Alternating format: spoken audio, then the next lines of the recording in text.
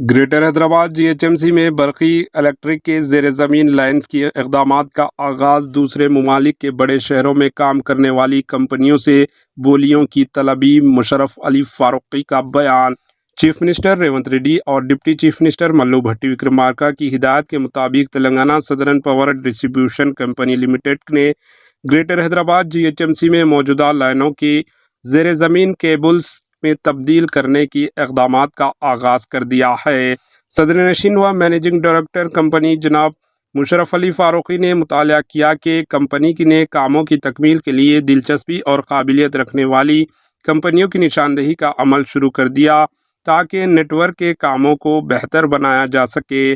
انہوں نے بتایا کہ زیر زمین کیبلنگ کے دوران عوامی سہولت کا بھی خاص طور پر خیال رکھا جائے گا، جس کے ذریعے حیدرآباد کے امیج عالمی شہر کے طور پر ہوگا۔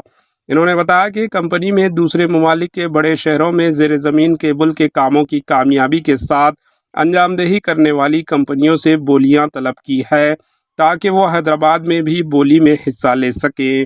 انہوں نے بتایا کہ ڈسکم کی جانب سے اس تعلق سے ویب سائٹ پر تفصیلات دستیاب رکھی گئی ہے۔ Bureau report H N news.